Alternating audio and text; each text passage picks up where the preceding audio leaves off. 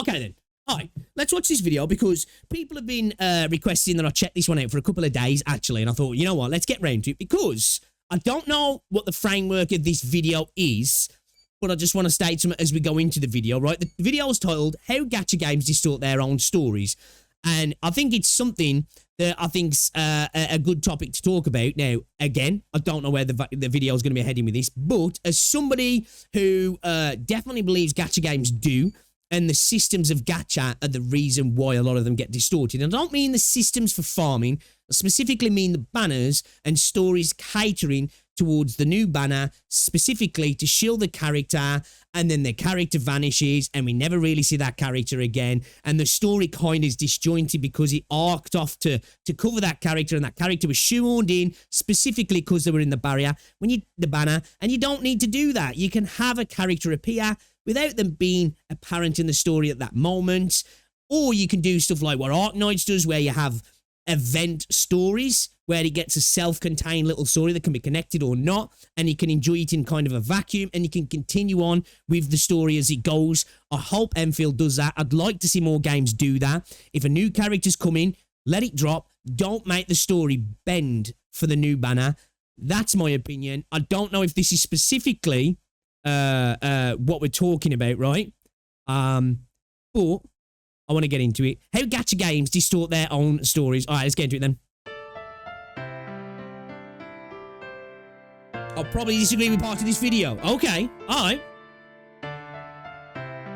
This is my first and probably last attempt at a YouTube video essay. Please ignore the obvious video and audio recording quality issues. All right, cool. Believe me, they bother me too. You know, I've been fascinated by this idea for a long, long time. Now, I won't pretend that I have experience with every single gacha game. The title of this video is rather pretentious to imply as much, to be perfectly honest. But I needed to make something self-aware, so cut me some slack.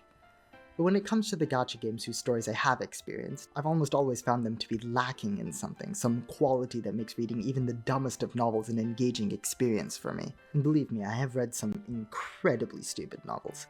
I'll be the first Twilight trilogy back to back. Ah, Rosie loves those. No small part a problem with me.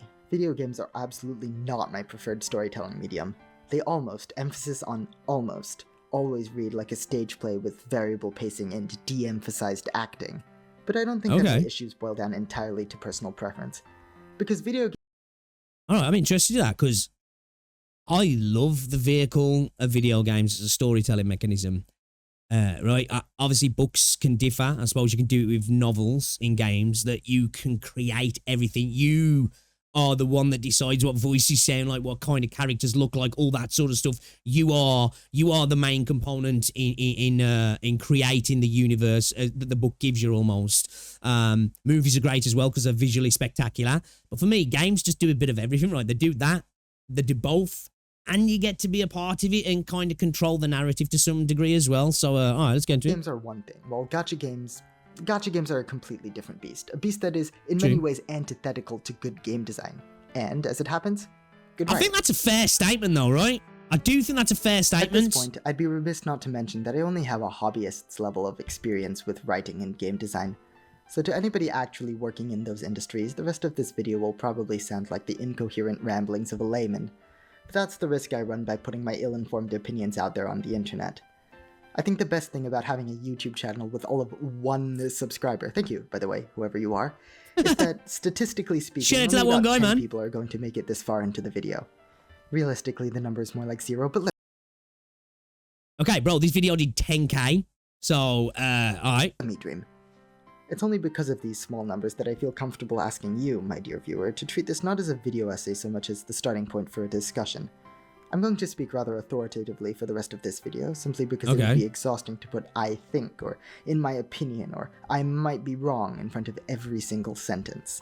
Given this, I want you to keep in mind that, despite the fact that I have a microphone and you do not, your opinion is no less valid than mine. If you have something to add or a counter-argument to make, it is a sad state of affairs that you have to do that now, right? With videos, that you do have to preface everything with "this is just my opinion," because you know people struggle to understand opinions nowadays, and you have to You have to qualify them and quantitate them. It's my opinion. This is subjective, right? We can't just have conversations anyway. We've got people go, actually, I don't know about that. Please don't hesitate to put in the comments. Just, be respectful, please.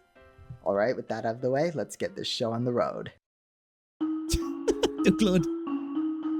Conflicts of interest, which definitely is there in Gacha, right? Pointing out that no writer or writing team is wholly responsible for anything that goes into the final product of these games. External forces play a massive part in the quality of their work. After all, these writing teams are responsible for producing coherent stories tens of thousands of words long on a consistently tight schedule and have potentially been doing so for months or even years on end. The fact that these people are able to do a job like that to any level of quality and consistency is a testament to their skill. So when talking about flaws in gacha stories, I really don't think the fault lies with the writers. Writing is hard, I would know. The previous paragraph alone has undergone 5 complete rewrites. And writing for a gacha game doesn't exactly set you up for success. Bro, I'm terrible at scripting videos. Of the day, gacha games are primarily a vehicle for making money, and are run by people whose primary objectives are to maximize revenue. Actually, I did play a gacha game once that didn't seem intent on making money. Needless to say, it no longer exists. Rest in peace, Dragalia Lost, you will be missed. Hey, 4 years ain't bad. Hey, it beats Tribe 9 months, so 4 years. 4 years, going strong. But for the gacha games that are still around today, their primary goal is to make as much money as possible. While the story quality plays a role in this, its effect on the game's longevity is all but overshadowed by the most important factor: consistent updates. Because for a live service game, the most valuable thing it can bring to the table is something new. Yep. Something new and good quality is preferred, of course, but a live service game with an already established player base is going to make a lot more money from creating new mediocre content than from making sporadic high-quality content. With gacha games specifically, this content comes in the form of new characters and new events, with new characters receiving the bulk of the marketing and development budget because that's what drives sales. And although I've never tried before, I'd wager that writing a story that consistently introduces new characters is really difficult. It's not easy to write a thoughtful story. I would imagine it's incredibly difficult as well to continually push the game into places it hasn't been, all the while still trying to keep that consistency of an apparent main storyline and having to break away from it often, otherwise you're going to burn through it fast. It must be incredibly difficult. Going back to the thing there with Arknights in regards to the updates and events and stuff, right? I think we have to get used and get ready for Enfield just not having anywhere near the amount in such short spaces of high quality story drops and events and stuff, right? Because it's just going to take longer, just purely in the way, not just the way it's written, but the fact that the game's going to be 3D, right? And the voice acting and rigging and all that sort of stuff that's going to come with it as well. Really interesting to see how Hypergryph handle post-launch content with Enfield. I'm really intrigued. About any given character when you know that whoever's in the spotlight right now is there because they're on banner, not necessarily because they're the best person to focus on at that point in the story. Exactly. Also, the current spotlighted character will, more likely than not, be all but shoved to the side when a brand new character enters the scene. Man, this is one of my biggest, and this isn't just a Wuthering Waves problem, right? This is what Gacha does, but I think the reason why it used to trigger me with Wuthering Waves is because people pretended that the story was somehow, he does a way, it's peak, man, it ain't like other games, right? And it's like, the same things are happening. Character gets shoehorned in because the banner, character disappears, we don't see that character again kind of thing. Again, I'd love to see more games go down the route of just, if it's not ready to be in the story, just give it its own self-contained story in an event, done. In fact, it's very likely that the only recurring characters in a gacha story will be the self-insert player character, who isn't allowed too unique a personality, for obvious reasons, and a select cast of core characters, who will probably be the most developed characters in the story by merit of their frequent appearances, but who will still be harmed by the story's need to focus on whichever side character is currently being sold. Now this is by all means a limitation that can be worked around, but it's still a limitation, and one that requires constant time and attention from the writers. And let me tell you, for a gacha game story writer, time is not on your side. Yeah. Perhaps an unfortunate... I think it's something that can be eased, but I don't think it can ever be nullified, right? Because if the story is constantly catering to the banner, it's gonna have a negative effect on the story. It's just gonna, right? Because the story pacing is gonna be affected. Character time spent with characters is gonna be affected.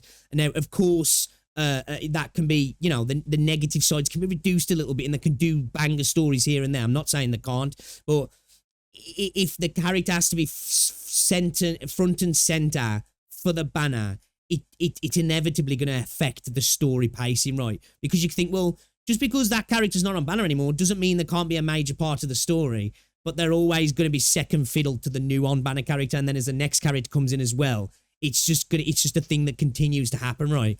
Again, it is antithetical to a lot of things in video games. Sometimes gacha systems are, aren't they? This is why I've said over and over again, I'm super excited for Enfield, and I'll give a lot of credit to NTE, right? Because we're seeing some changes. DNA as well, Do It Night Abyss, literally ripping gacha out of the game. Because for me, this is the exciting thing to see in gacha games, is the systems advancing, right? We're starting to see progression in the systems, and if they're done well, now, of course, they're going to be maximizing profit, but if done well, they can only benefit the game's story, pacing, replayability. All of that is a good thing if done right. Side effect of gacha game of priorities is that information on the word count of gacha game stories is not forthcoming.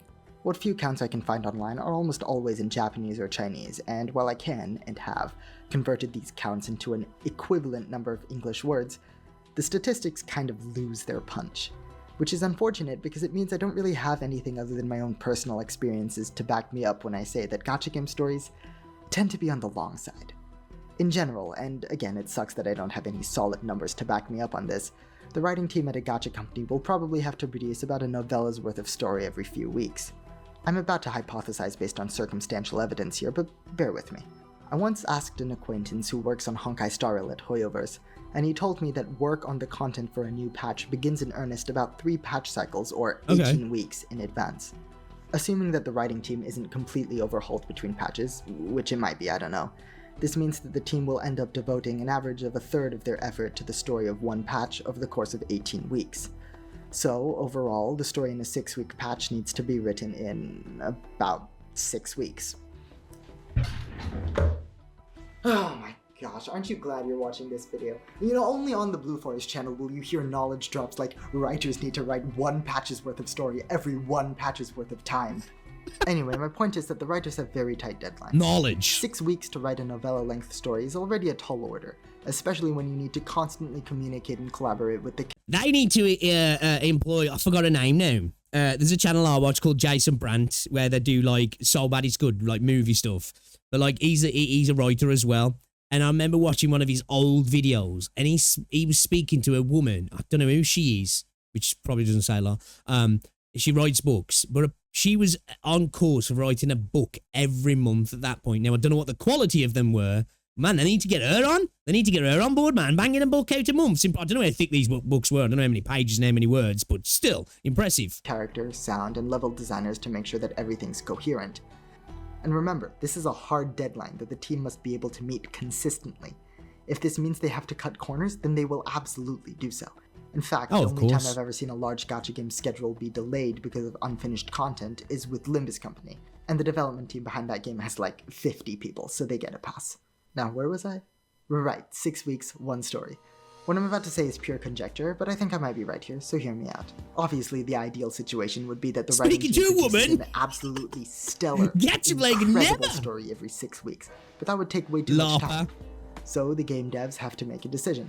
Either increase the length of the patch cycle or cut down on the writing. And already we know that the former... If you do the former, you're getting into real iffy territory, right? You know, I know we all want better stories, but the second patch length start to get longer, you got a problem, right? You got a real problem. Would never happen, especially not at the scales and revenue numbers of some of the more popular gachas out there. And so the writing team is left to make cuts to the story wherever necessary in order to meet their true, deadlines. Crystal. Now, every story is made up of smaller components, and I'm absolutely oversimplifying. That's what they do in movies and stuff, right? It's why in essence, you see the difference in style sometimes in stories. Have to make cuts from either the plot, the character development, or the world building. Of these 3 story elements, character development is clearly the most logical component of the story to cut, and for quite a number of reasons. Really? I don't know, like, I suppose, like, for me, logically, although I love world building, I think world building would probably be one of the most logical to cut, because for me, a lot of the time when it comes to gacha games, of course, one of the reasons why I really like Arknights is the world building, right? But I think so many gacha games do a poor job of doing world building anyway, if I'm honest. They do, like, they do world building, but they don't do it really well. And that's because it's directly, the world building itself is directly, intricately tied to the story, rather than the world being built and then the story being threaded through it. Kind of like how they do it in Arknights, and I'm glazing again here. Because for gacha games, for me, one of the most important things is the character development. If you're going to want me to really want a character, one, they got to look good, one, they got to be fun to play, be decent for your account, but like actually be an interesting character to be involved in as well. If the game is going to push me into interacting with the character through the story for the banner, otherwise, what's the point then? You're shoehorning the character into the story and not even developing them right. Now, I know this is all you know, a nuanced conversation and not general for everything, right? This isn't I'm not trying to paint everything with the same brush here. But personally, I would be like, man, I think I'd sacrifice a little bit of the world building personally and keep the character development. No, I'm not saying that's what happens, right? Personally though, I'd rather keep the character development a little bit. But I suppose it depends on the world I'm in as well, though, right? You know, and it depends on how vast and large the story is, right? Yeah, I don't know. But yeah, I think I'd sacrifice a bit of world building to keep the character development personally. Too. Well, first of all, you can't exactly cut the plot. A story without a plot isn't much of a story at all. The plot can be pared down, certainly, but you can't really take a chainsaw to it the same way you can with character development or world building. Then, between world building and character development, which is more important to a gacha writer? World building, obviously. Not only does it give the plot a sense of place, which allows the reader to engage with the story on a deeper level, but it's also more easy to carry over between story chapters. The thing is as well, I think some games do take a chainsaw to the plots in regards to forcing and shoehorning the plot to be dictated by a banner, right? We see that all the time, right?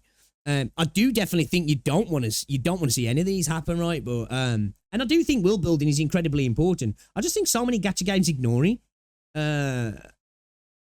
Personally, right? The world tends to feel quite abstract in a lot of gacha games, especially when you're in a game that's an instance-based game as well. The plot feels like it. The plot and character development tend to feel a little bit more important, in my opinion. But again, this is personal, right? If you spend a lot of time developing a character and getting the readers attached to them, you've set yourself up for failure when it inevitably your overarching story is more connected to the plot and world building, though, so it's fair, you know? World building, on the other hand, can persist between story installments without detracting from any short-term spotlight. Character development is temporary, isn't it? You know, they come and go, don't they? In essence. But that's a problem for me. That's why it is a problem. Character development is incredibly important.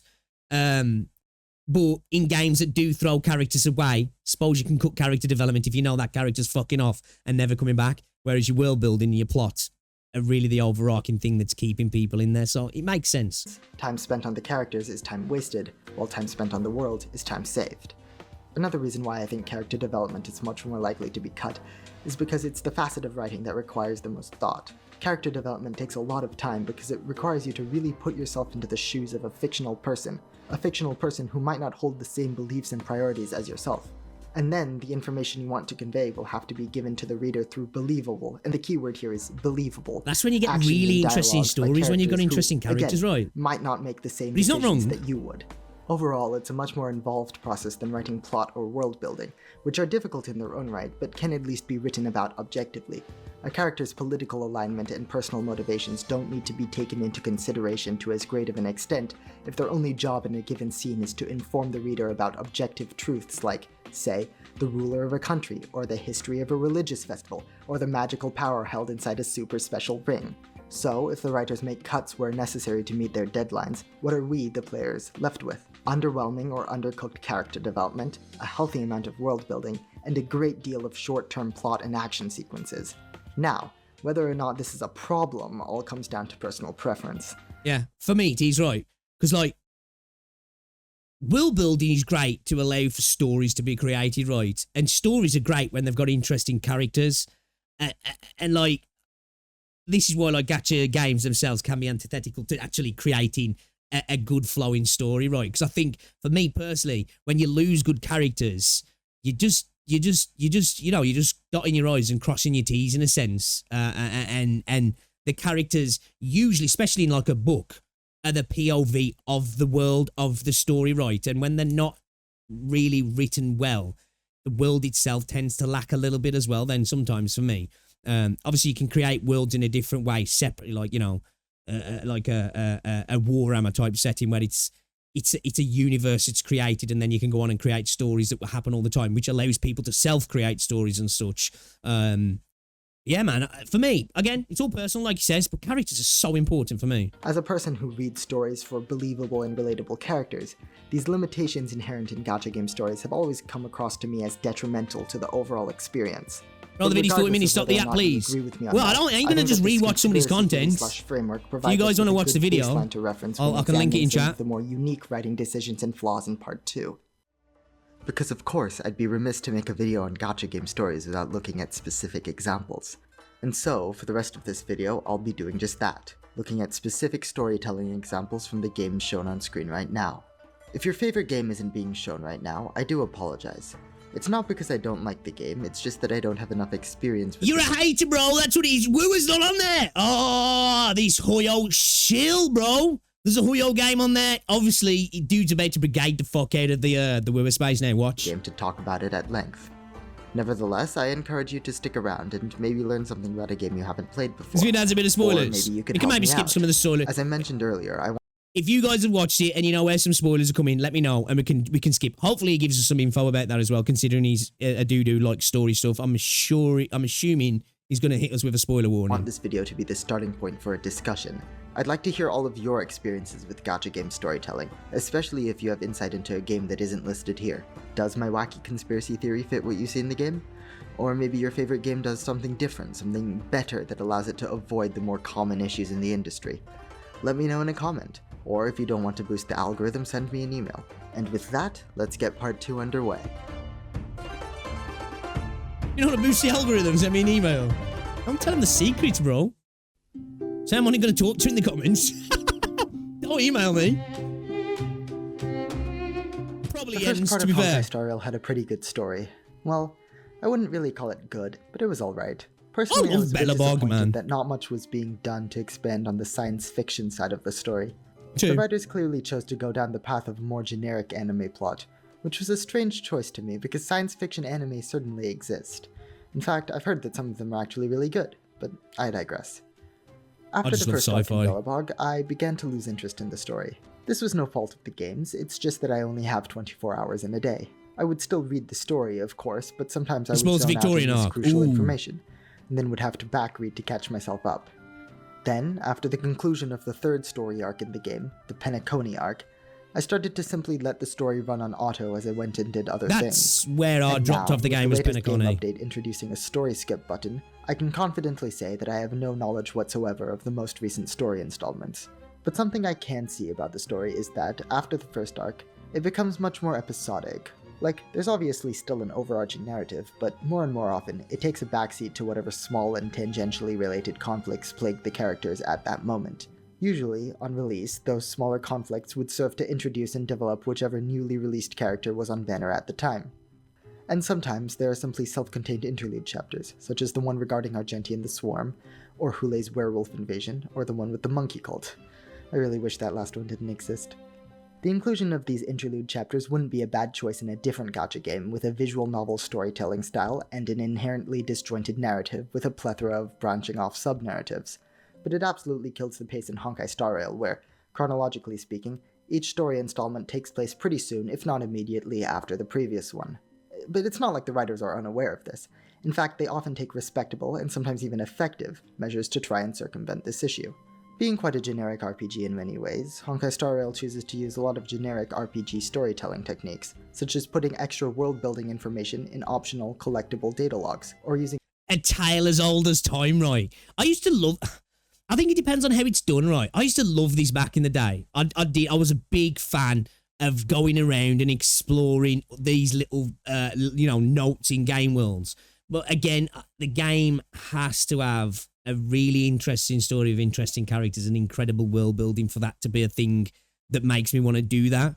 I don't find myself wanting to do that in games like Star Rail, in games like Wuthering Waves, and you know, there's little notes to find something that happened. I just don't care. I open it and I click off it straight away. You know, it's the same thing when games try and do a little bit of an extra bit of storytelling through people texting you, and then you literally wait for the little 3 dots while they're texting you. It's like, bro, fuck off. Just give me the text, let me read it, and then bounce. I don't want to pretend I'm texting somebody. It's not a fun time, man. Side content as an opportunity to add downtime to the story and expand on characterization.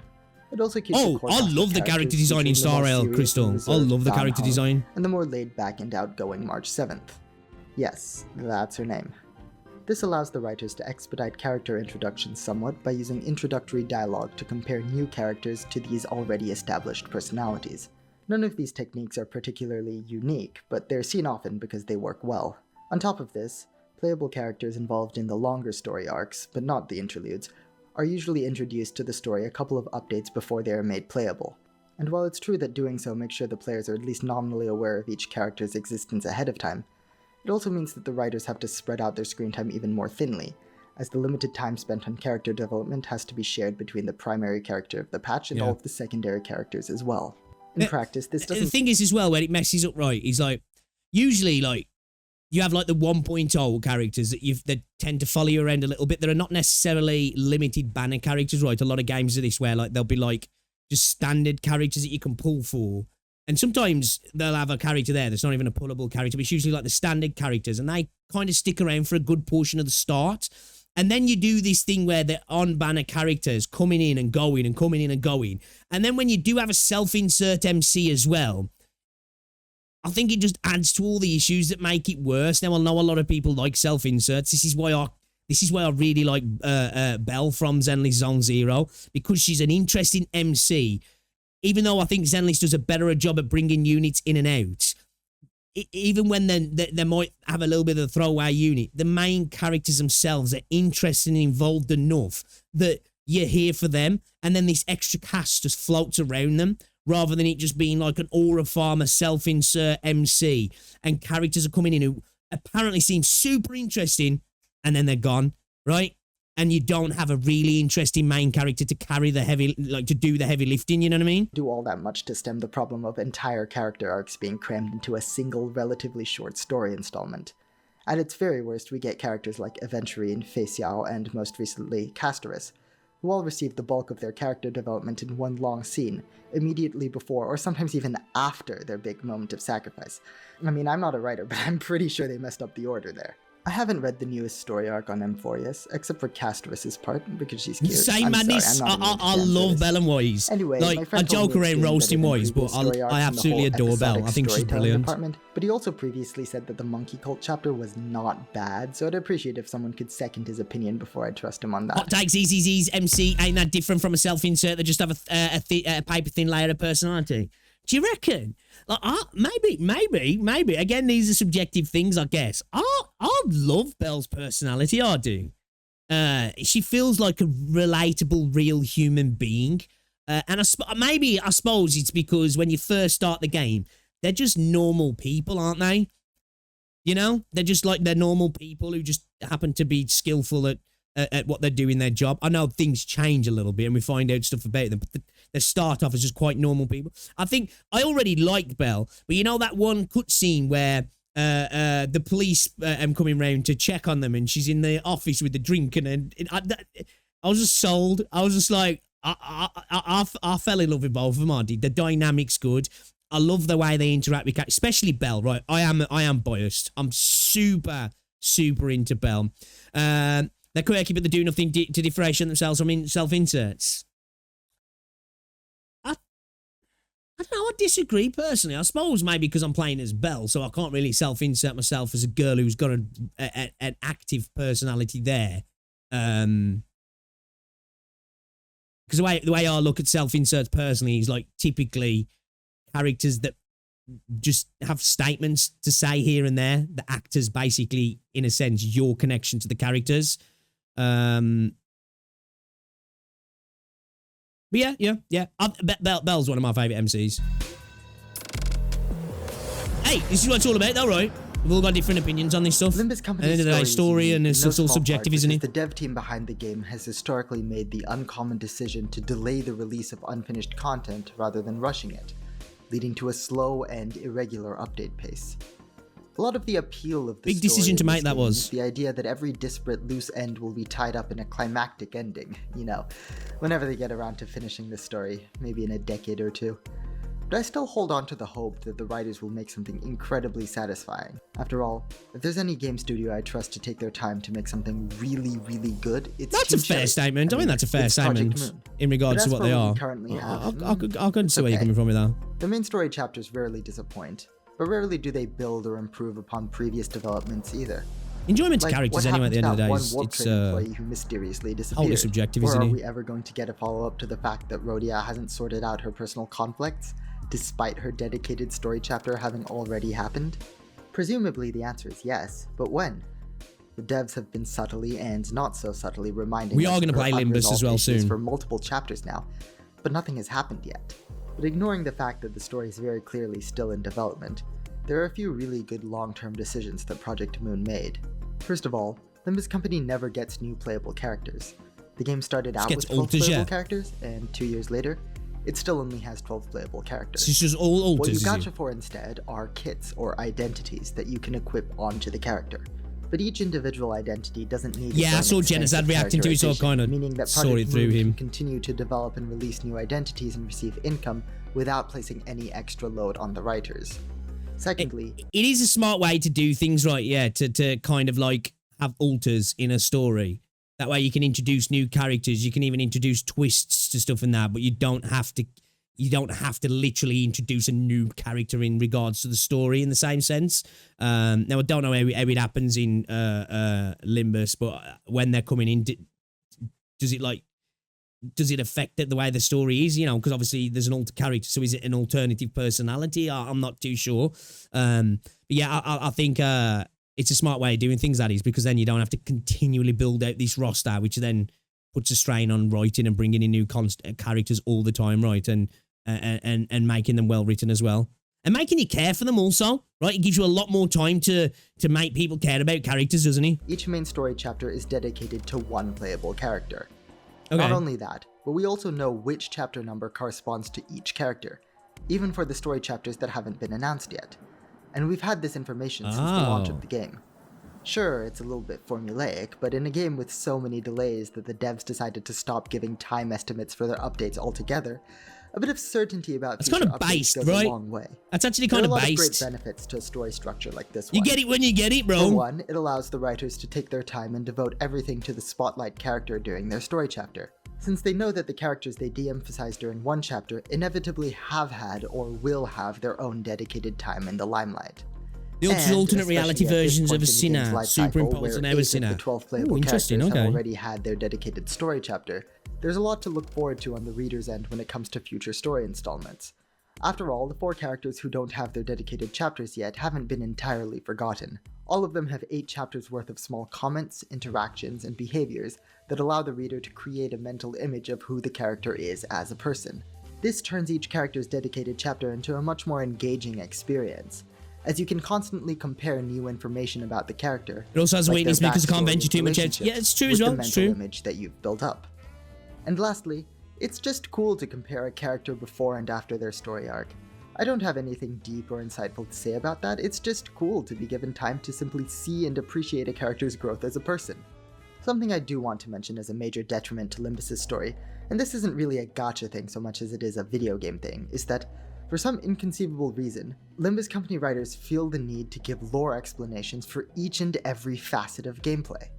Now on the surface level, this could seem like a good thing. After all, the writers are trying to tie the end-user experience of the player in with the in-universe experience of the player character, right? Well, the problem lies, of course, in the execution. First of all, it's not really helping with immersion. Like, there's a lore explanation for the gacha system, but we all know that the gacha system isn't in the game because the story demanded it be there. It's in the game because the devs wanted to make a gacha game. Something similar can be said about the increasing level.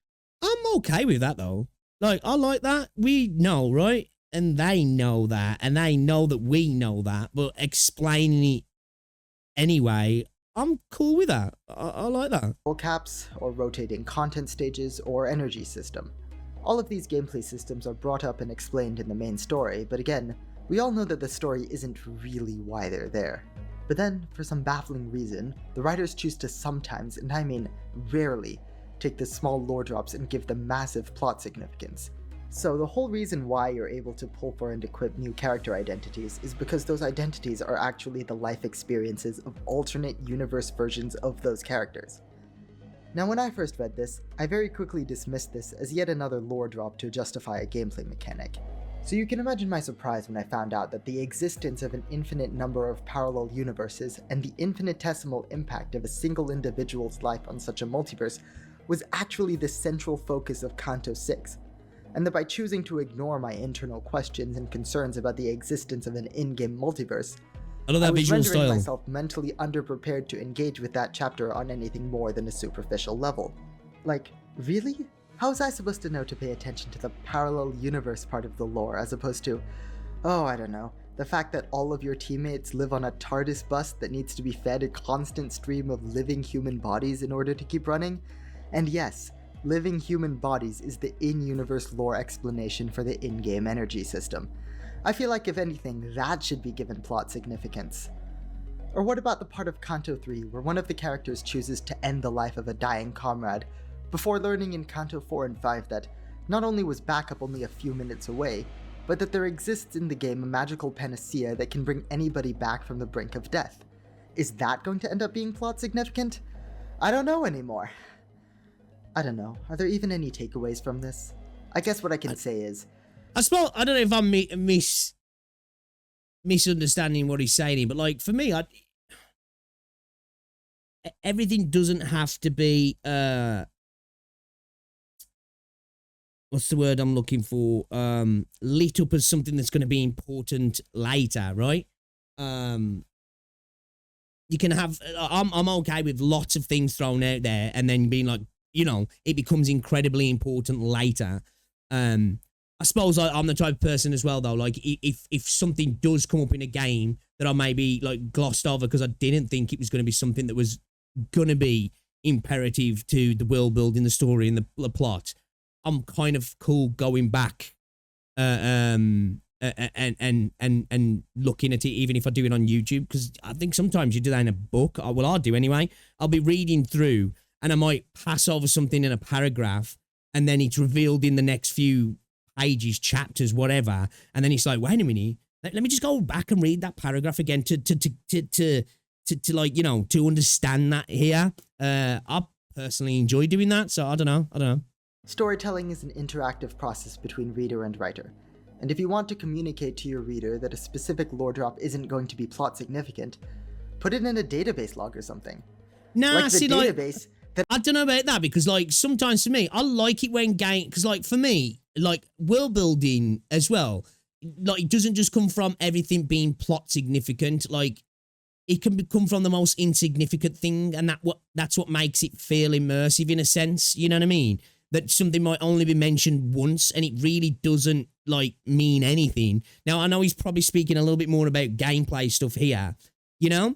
But like those throwaway things sometimes are what makes the world feel alive, doesn't it? You know, rather than having to come back and actually mean something at a later date. already exists in the game. I need to move on.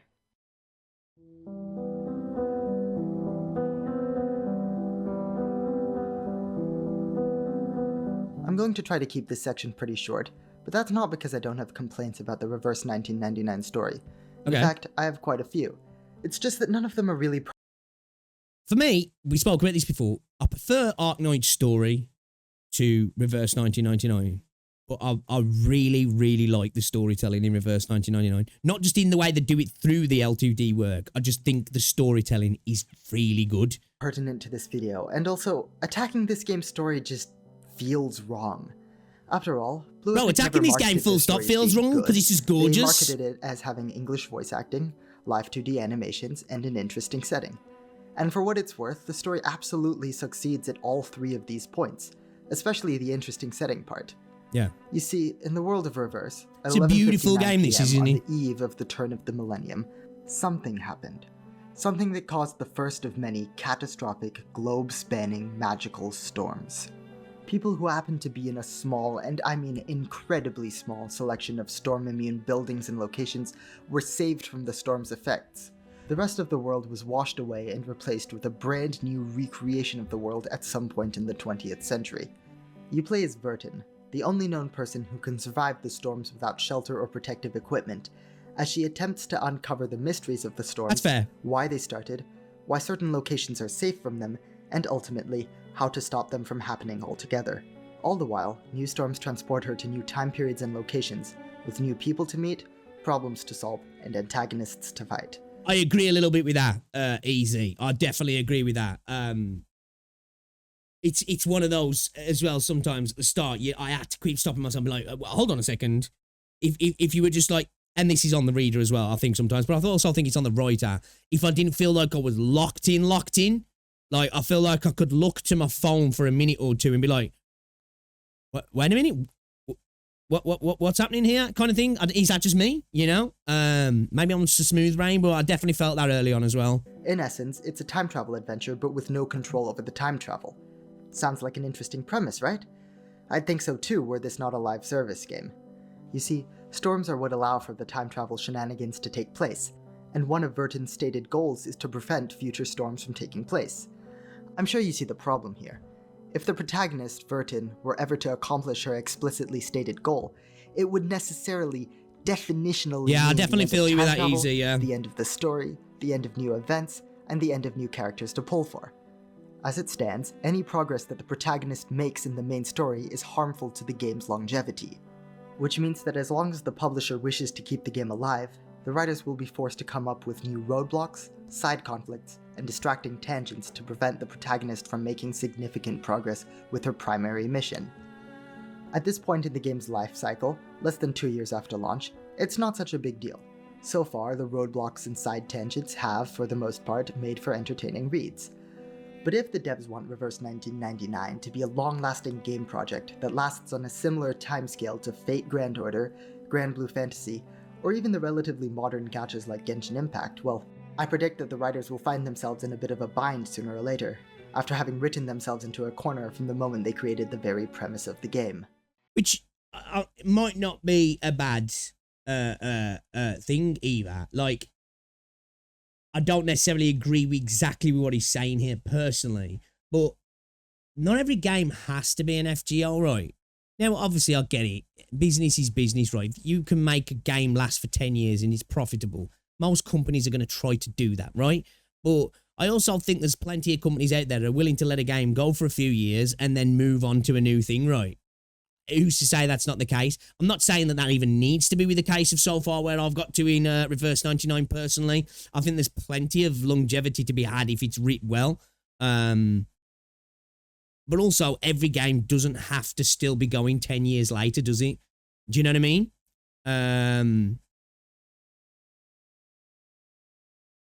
don't know, what do you guys think about that in regards to Reverse 1999? I don't know.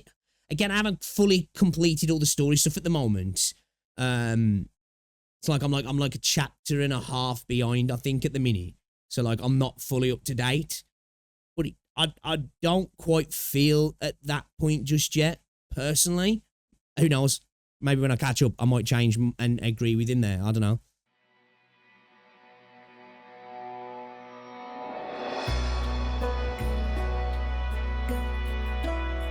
The Arknights story is an Here we go, interesting boys. case to me, because every time I choose to drop it, there's this persistent part of my brain. Oh, that's it. Dislike. Guys, that's it. Told you it was a Huyo shill. It keeps dropping the game. Jokes. I'm joking. That tries to pull me back. Like, intellectually, I know that probably nothing important happened in Adventure That Cannot Wait for the Sun, or The Rides to Live I agree with that, Easy, yeah. I agree with there's that. something nagging at me, telling me that there's no way to know for sure until I actually read it. Like, just in fact, when you go back to the bits when they're at school and stuff like that, like, I think there's so much potential in one for the Arcane Society and stuff, in world building and stuff in Reverse, and to bounce around stuff. Now, whether that means that the story gets stretched out, I guess I can kind of see what he might potentially mean there, but, you know. The world, I think. The world that these writers have painstakingly built up to be so compelling that Despite all the myriad flaws that litter each and every story, I'm still compelled to return for more. Not for the hype anime sword fights or the massive lore drops, but for the small moments. 2 kids helping each other stay alive through a harsh blizzard. A group of terminally ill laborers, on strike because of poor working conditions, watching as they're gradually denied access to food, medicine, and electricity. A street of restaurant owners, all fighting to keep their businesses and ways of life alive in the face of a declining tourism industry. A community of down-on-their-luck artists, all supporting each other's artistic endeavors. Just to pause there. See, that's what I like. World building like that. Some stuff might be so grounded and kind of insignificant to the whole scope, but it builds the world out really well. It's difficult for me to really talk about my experiences with the Arknights story without embellishing, to examine and discuss my irrationally strong feelings regarding this narrative without in some ways forcing those feelings onto you, my dear viewer. Okay. If I wanted to, I could talk about this game for hours. Other people have, to varying levels of depth and varying degrees of success. But I'm not them, nor do I wish to be, so I'm limiting myself to just one side story, Break the Ice. I think that Break the Ice serves as a good baseline for understanding Arknights storytelling. Not because it's the best story that Arknights has to offer, nor the worst, nor even the most interesting, but because it's the most average. So while I'll be bringing up specific examples from this specific story, do keep in mind that what I say here applies in some capacity or another to most of the stories in this game. To recap, and I'll make this quick, Break the Ice centers around a conflict between the 3 major factions of a small country named Kirag. It involves the Silver Ash family attempting to seize control of the land, industries, and businesses owned by the Browntail family and Palroche family in order to grow the economy or something. Anyway, you, the player character, happen to be in the area at the time that this happens, and you assist the Browntails and the Palroches in maintaining control over their territory. The resulting story is a mixed bag. Like, don't get me wrong, there are some really good parts, especially in the world-building department. I particularly appreciate that there's stuff you can learn about Kirag culture simply by examining the behavior of the characters. You can tell by the Kirag characters' general underpreparedness in the face of hostility and subterfuge that the Kirag people are mostly peaceful, trusting, and cooperative. And you can tell that they're incredibly religious by the fact that, even after Silver Ash has begun hostilities, they still trust the word of the High Priestess, despite the fact that she's Silver Ash's younger sister. And it's cool that they sneak those details in without having to include a hand-sized sprite going, "Wow, the people of Kirag are so religious." It's good writing. But let's be honest here, nobody went into Break the Ice wanting to learn more about the culture and people of Kirag. No, not when this event was advertised to feature members of the Silver Ash family. Silver Ash, Permanix, Cliffheart, and the bodyguards Courier and Matterhorn. For context, all 5 of these people were launch characters in the game, most were fan favorites, and absolutely none had been given a dedicated story up to this point. And the unfortunate thing is, all of these mostly fan favorite characters still don't have a dedicated story. Break the Ice spent so much time on the fights and power struggle. Which I don't mind. No, it's great to have those, but again, just because the character's in the game for me, as I said earlier, you don't need to then be like, right, there's got to have story here for them now. Sometimes it could just be cool in terms of gameplay, right? You know, and then just be a little extra thing for the world building. They're there. They don't have to be a main guy. I'm cool with kind of like almost NPC background guys being like actually really important playable characters because they're sick. Between families, and absolutely no time on the few characters in the story that the players would actually know and recognize. What little time was spent on the Silver Ash side of the conflict was mostly spent on this guy Gnosis Edelweiss, the newly obtainable character at the time. Let me repeat. The Arknights writing team chose to forgo character development for the characters we actually knew in order to push the new guy we had never seen before. And this isn't a one-off fluke either. Time and time again, I've been disappointed at the Arknights writing team's decision to focus the majority of their sparse character development on characters who are new, and not necessarily the characters that might make the most relevant contributions to the story. And it's a shame, you know? The world building in Arknights is so... Yeah, but like... That's like side story stuff though. Right? And I disagree there. Like, obviously, there's a lot of characters. Not every character's gonna have the character development of everybody else, right? But the characters that I've experienced so far in the game, not all, but there's a few, quite a few, that have got like real good character development. You know what I mean? Now, obviously, I haven't played this particular side story. I've only played Granny and the Knight's Treasure, right? So I've got to be careful to what I say here because I'm speaking on that which I know nothing about in a sense. I'm going off the main story. I'm totally cool whether or not this is the case, right? I don't know if it is with side stories really focusing on the hot character of the time or not doing that. It's when the MSQ for me gets dragged into all these different areas. If you can create a separate little side story that's specifically for that on-banner character of the moment, I'm cool with that. Break the Ice is about Silver Ash breaking Kadrag out of his isolationist culture, with each family head symbolising the different viewpoints of the country. I really like Break the Ice for that easy. God just didn't get the nuance. It makes me really want to read this one now. It's insane just remembering the factions and bringing everyone in is praising of some games. Just do the story for the character in an update and the character is gone forever from the story. I disagree with him. Even the side story of the actual old characters got a lot of screen time. Yeah, again, I'm only going off like Granny and the Knight's Treasure and the main story, but what I've seen so far, I just disagree with that, which is fine, right? This is what this is all about, man. This is why people said you know there's some there's some stuff that you'll probably not agree with in this video, which is what it's all about, right? Yeah. Again, I'll have to come back to this again once I've read this, to be fair. Good, and it would be so cool to see characters with unique and interesting backgrounds, experiences, and ideologies navigating that world. And to their credit, the writers have gotten better at this over time. Here are people. Wait, I feel like Arknights does a real good job at that. That's one of my biggest glazes about the game. Now, maybe I'm just a smooth brain EN struggle reader, right? That was a sentence. You know what I mean? Will that make sense on my end? But, I felt Arknights does a real good job of that, personally. Of what I've seen of individual stories, character development for antagonists. Again, the Granny and the Knight's Treasure. Loved it. That felt like real good world building. We were doing something totally separate. We got to learn a little bit about the world that was totally separate from what we were doing. It felt like people navigating the world. You know what I mean? But again, I'm gonna have to read. Obviously, I've only read Granny and the Knight's Treasure, and I've read a bit of Colder Brawl. So again, I've got to be careful on what I say, because I might get through some of these side stories and be like, yeah, I get what he's saying now. But I don't know, man. Just from the main story alone and my experience with the characters in the game, I don't know if I agree with that. They're starting to change character development stories. You can see them more with the characters update version unit. You can see what they're coming the upcoming limited banner. The fact that AK doesn't focus on all even the most screen time is pre-existing characters, way to so many beloved NPCs that many would love to become playable.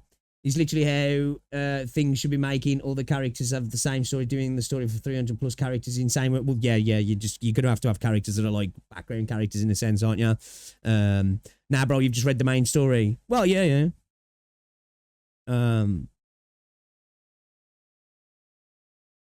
And the reason for this misunderstanding of the story is because he reads the stories too fast. Even so, we have operator records, characters that never appeared, Roll Mr. Stuffs. He's not saying it doesn't have any. He's saying that obviously the game's got better at it for one, and I'm not saying he's saying it doesn't have it, but it's one of the things for me that I think is a big positive in Arknights. It's not something I would throw towards the negative side of things, right? To say it lacks it. I'm not saying it doesn't have it, but lacks it. I personally, again, I've got to read more, but so far I don't feel like if we're looking at things in the space of gacha games, because we're talking gacha games here as well, I think it does a good job in comparison to a lot of other gacha games. Now, if you're talking about storytelling in games in a whole, maybe there's arguments to be had there. So, and come catastrophes or wakes of vultures did decently well in this regard, and I maintain that So Long Adele would have been really good had they. But again, I do want to reiterate, I've only played Granny and the Knight's Treasure and a little bit of Colder Brawl, so I am ignorant to all the other stuff as well. So I have to get that out there, right? I don't want people saying, well, actually, because I'm uneducated. But character-driven storytelling is still clearly not a priority. This doesn't read as malicious as more misinformation. Oh yeah, this doesn't feel like something I'm still working on myself.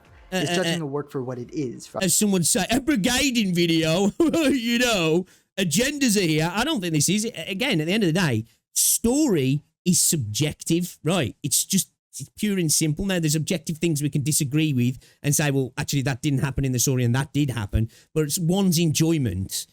It's subjective, right? It's subjective. Rather than what it isn't. And you know what? For all its flaws, the Arknights story still has enough value that I'd come back to it. The only problem I can see with the side stories is about half of them have somewhat irrelevant to the grand narrative. I love that though, Lolcar. I love that. That's what I loved about Granny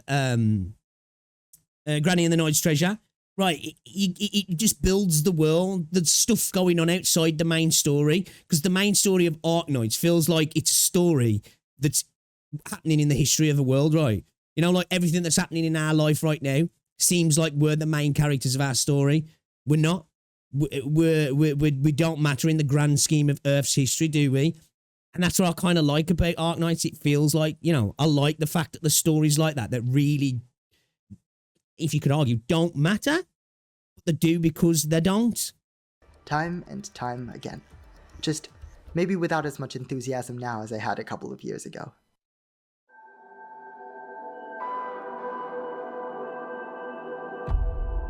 People's lives are generally inconsequential. For the most part, yeah. For most of us, 99.9% of us, our lives have very little impact apart from bonus chapter on the people around Arknights us. Enfield.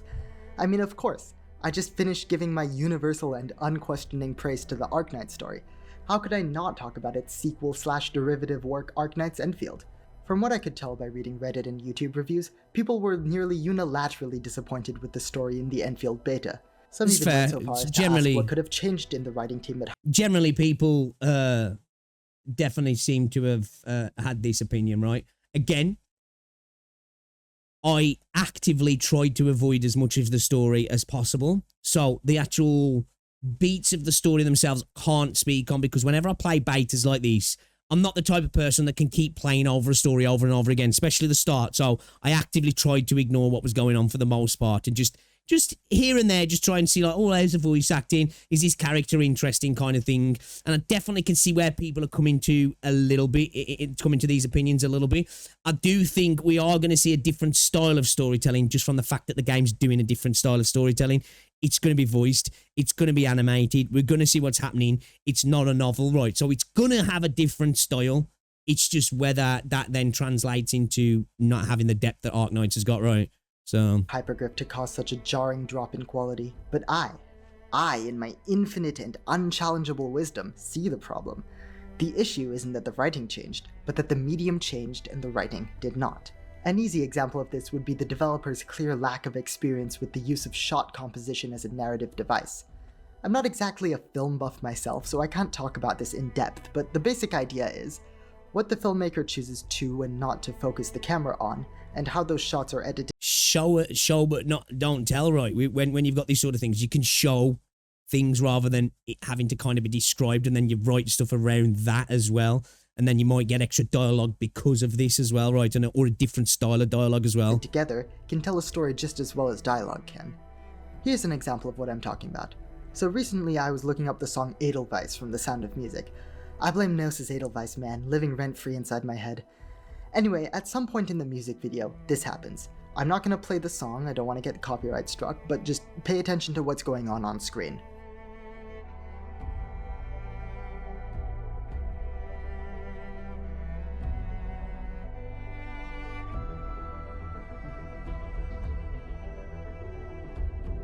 Did you see that? There's an entire story there. He looks at her, she looks at him, and then she looks at both of them and frowns very slightly.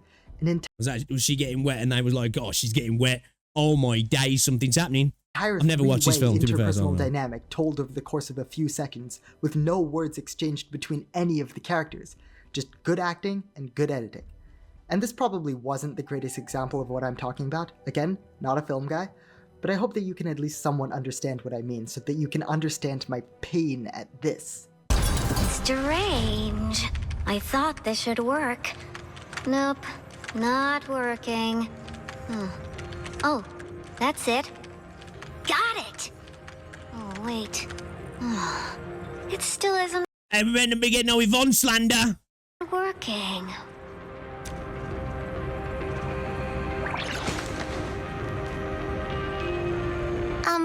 Well, hello?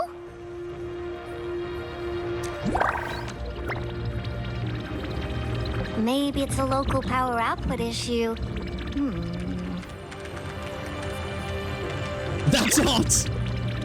Oh, you got in. That's quick. I love Chen in Enfield as well, I do. Yvonne. You must be Supervisor Prolica. I'm going to give the Enfield devs the benefit of the doubt here and assume that they didn't intend to give Yvonne an introductory boob shot. Because if this was intentional, stop. Just... Hey, look, I get it right. As Gooner games go, Arknights is not necessarily that right. But a little bit of fun here and there, I'm fine with that, right? You know? A little bit of cheekiness. If it doesn't become everything, right? If it doesn't become everything, then I get some people not liking this, right? But I'm okay with some little quirky bits of fan service here. Here's a cute camera. Oh, there's some grippers on the screen. You know, oh, we got a thigh shot. I'm cool with that personally. But I can see what he's saying, especially from the kind of I'll say culture. You know, I suppose it sounds elitist, but the designs of Arknights characters for a lot of the time, it doesn't feel like it lends to that. But I'm totally cool with it happening here and there, right? You know, like, you know, and we see some of the skins in Arknights definitely like lean towards that. You know, there's some feet on screen and showing off thighs and stuff, right? If anything, maybe the weakest point of that was potentially the direction of the scene and not really the visual direction, but maybe the voice acting direction could have been a bit better. This is a game that I think the voice acting's pretty decent.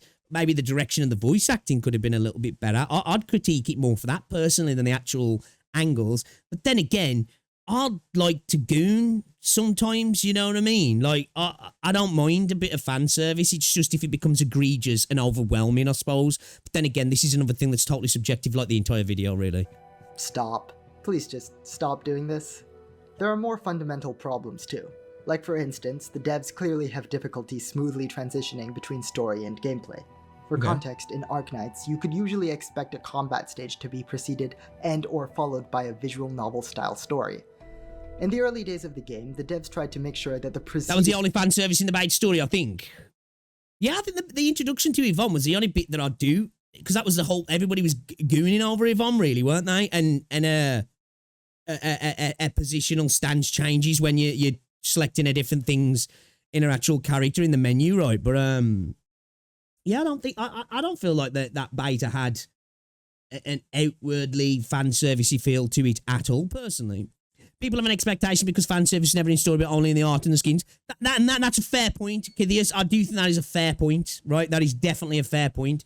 I think maybe it's a tonal thing as well, although there's definitely some mature stuff in Enfield. I definitely do think it looks like there's a potential tonal shift. Well, there is, right?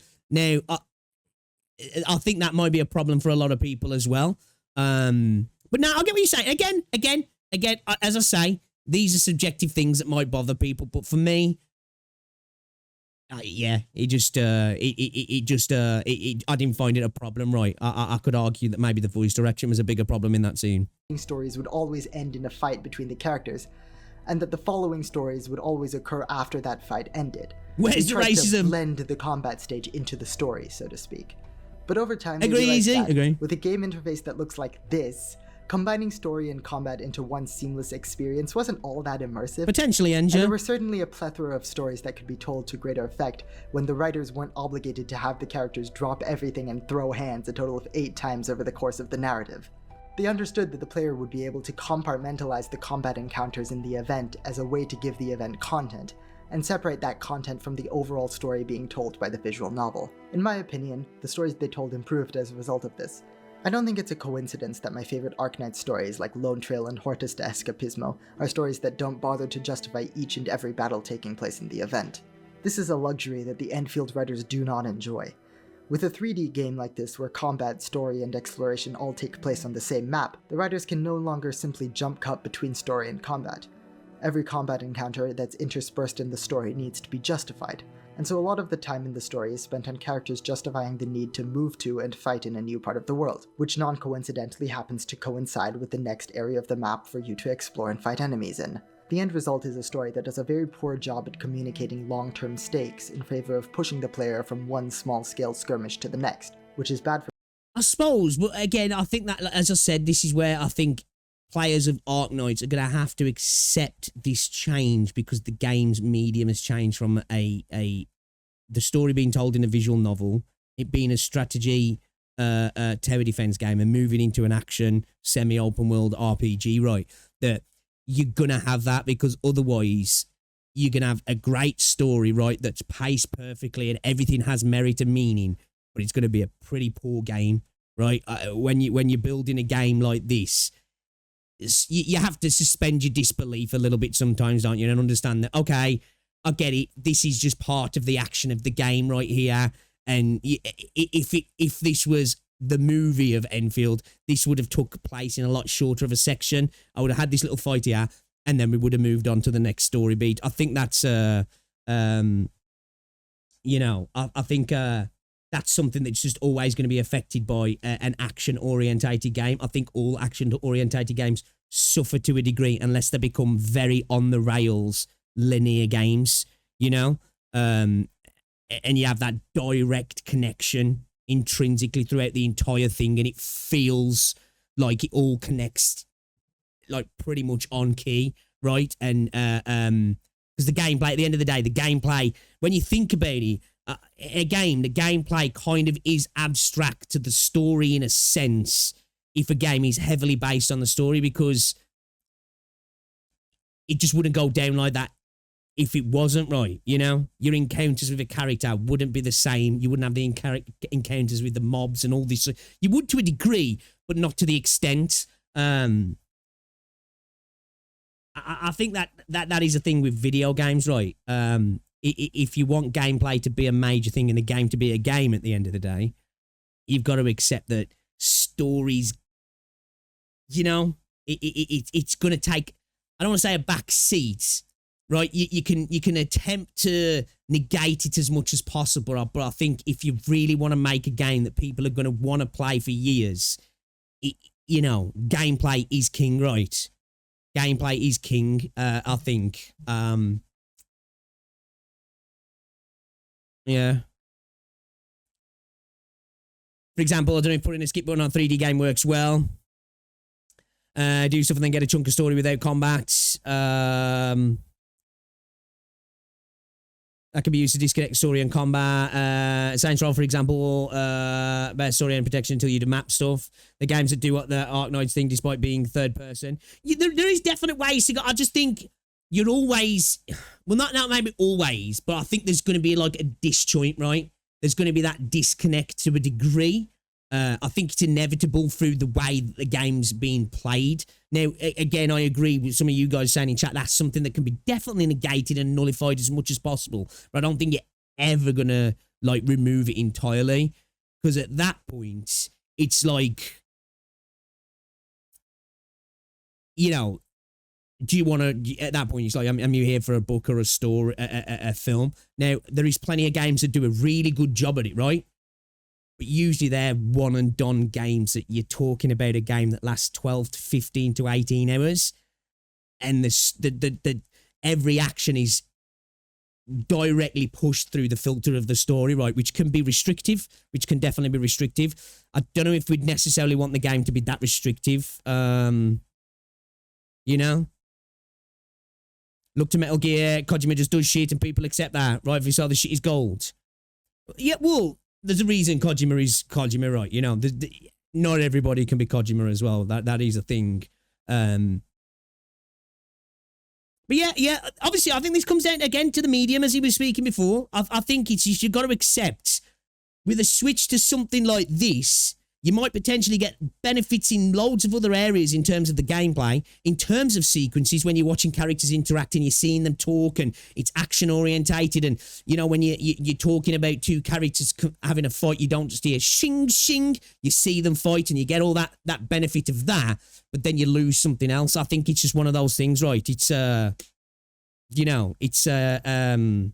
You have to give or take a little bit, right? You have to give or take a little bit. pacing and terrible for engagement. But to be honest, this isn't so different from how conflict was handled in Arknights itself. For instance, Your boy Arknights Chapter Hideo 10 saw is a cast of protagonists on a mission to phenom, right? infiltrate/invade Londinium, the capital city of the well-guarded, heavily militarized, technologically advanced. Yeah, we got an There error or must so be in one Wayne. hell of a justification for that, right? Wrong. In fact, the writers waited until Chapter 11 to mention your overall goal in Londinium, which was to stop the production of a weapon of mass destruction. That's right, your job in Londinium as the... Okay, this is... Do I want to skip a little bit here? How far do I need to skip here? Because this is getting into spoiler territory now. I don't know what the job in Londinium is. I don't want to hear what the job in Londinium is. How far do I need to go here? Am I skipping all of this here? Am I skipping all of this? Nah, I don't want to listen to this. Nah, continue. Fuck that, I don't want to listen to it. Leaving the city, effect was being shipped. Hypergryph has no enemy faction is powerful and scary and have abilities that conveniently require them to be stopped as soon as possible, and another thing entirely to see it in effect. Because the main antagonistic force in Enfield, the Bone Crushers, can be seen on the map. They're right there, a band of purportedly violent outcast criminals camped out less than a mile away from your inadequately protected factory and company headquarters. I honestly cannot think of a more effective way to undermine any sort of tension between two supposedly belligerent factions than by having them all but coexist peacefully side by side. And if the Bone Crushers are also dead set on stopping the protagonist because of environmental reasons, which I think is what this one line of dialogue means, then that isn't shown to the player either. At no point in your tens of hours of drawing power lines and building mining rigs does anybody or anything in the game even so much as suggest that your colonization efforts are anything other than universally beneficial to everybody involved. And then there's the whole issue of the lore of the game. You see, Arknights, having received consistent story... I've got a feeling... Well, it depends on how nuanced to take. I've got a feeling that's stuff that will come into it, right? I do think we'll potentially go down that sort of... Oh, who knows? We'll have to wait and see, right? Updates for over 6 years now. Has a lot of lore. Some of it is good, some of it is bad, and some of it is honestly not very well thought out. And by positioning itself as a sequel to Arknights, Enfield gives itself the tricky job of making sense of all the accompanying lore, choosing what to keep and what to ignore. From what I can tell, the plan seems to be to ignore basically everything, and you know what? I think that's a good move. The fact that Enfield is set on a completely different planet, multiple centuries removed from the events of Arknights, makes the game an incredible opportunity for a fresh start. I think it's great that people, especially non-Arknights players, can hop into the game and enjoy the story for what it is without knowing about, say, the political situation in Bolivar, or the Victoria Ursus Lithanian joint invasion of Gaul. But the writers are walking a fine line by doing this, and everything falls upon the execution. Like, you know how there are Arknights characters who show up as playable characters in Enfield? There's a lore reason behind that. I won't get into the details here, but it involves reviving people from being dead. Because apparently that's something you can do in this universe. How the writers plan to include that detail in the story without raising a lot Correct me if I'm wrong now. They're not exactly revivals, are they? They're not exactly reviving that person, right? Isn't it almost like a... I suppose the simplest term would probably be in like an essence of clone, right? It's not exactly a... Oh, right, we found their body. Let's fucking hit him with the paddles. And hey, he's back. Right? What is the deal now? They're not the same people, right? Imperfect clone, yeah. So, like, the idea that, like, obviously, depending on the characters and, like how long they can live and whatever, it doesn't necessarily mean that they have to be a character that died and that it's just that they've got access to basically whatever they need to copy them, attempt to copy them as close as can be, right? Because we spoke about this before. There's an interesting idea behind it. It could be done really badly, but there's an interesting idea behind it of what is self and all that. That could be like, and just imagine if you've got characters that could potentially still be alive, right? And we have clones of them, and that's brought up in the story of the like moral implications and stories around that. I think that could be kind of interesting. Questions is beyond me. But barring that, if the writers plan to throw out most of the Arknights lore, something about the character. Okay, all right. People do not simply go multiple centuries without forming cultures and factions and organizational structures and ideological differences. But so far, not much has been done with regards to this. I mean, there isn't even a lore justification for the primary conflict of the story. But of course, the game hasn't been released yet, so I suppose there's nothing we can do but wait. Yeah, I mean, this is a little harsh. We're expecting Lord Dump's justifications. What's the reasoning behind everything? The game ain't launched yet. Let's give them time to cook a little bit here. You know? And see how it turns out. They did. Outside of my control, I think that's what I'm most afraid of now, is that I've fundamentally misrepresented one of these games, and I really hope that's not the case. I really hope that's not the case. Anyway, my friend Beret... I think that's a fair thing, right? You know, that is a thing that's possible, but I think with stuff like this as well, perception's king, you know what I mean? Of course, there's ideas that writers are trying to get across, and only writers will typically know. And there usually is typically an obvious thing that's attempted to be to be put across. There's also lots of like nuance to good storytelling that allows for perception to be a part of what people get out of it. Right, some of the best stories do that. You know, I definitely do think there was a little bit of that. I don't know if he misrepresented them, more maybe misinterpreted them. But again, as I say, there is nuance to that sometimes, and perception is key, and perception's reality as well, right? And I don't think there's anything wrong with then putting out your perception. It doesn't necessarily mean you're just straight up wrong, bro. Well, that's how I feel anyway. Daniel actually came in and proofread my Honkai Star Rail section of the story. In the comments, every game player said he moved from Honkai Star Rail, and if you couldn't tell, I'm not really. Like, I log in every, 2 days. So, boo this man! Boo this man! I guess we're just going through that now, right? Yeah, we're kind of playing, but we're kind of over, like, the actual point of the video. Yeah, okay, like, I think these conversations are great to have, right? Because at the end of the day, as I say, I think these all become a very subjective thing. Story is subjective. Enjoyment of story is subjective. The understanding, perception of a story is subjective as well. And as I say, there's stories can be interpreted in many ways if they are really intricate, nuanced stories that have good characters and the plot's interesting as well. World building in that regard for me is a little bit less of something that maybe potentially there's a room for misrepresentation, misinterpretation, and less of a perception thing. Whereas characters definitely can be right. That's why, for me, really well-written characters are so important, because everybody can get something different depending on their own life experiences and how they view a character's acting, right? Somebody might see a character acting in a selfish way, a rash way. Somebody else might relate to it and see it in another kind of way, right? You know, in a self-protectionary way of understanding something beyond it. You know, I know this is less relevant to this particular video in itself, but I just think it's quite relevant to the general subjectivity of story content, right? I do think, dude, maybe, again, I can't so much speak on, like, Limba's company, right?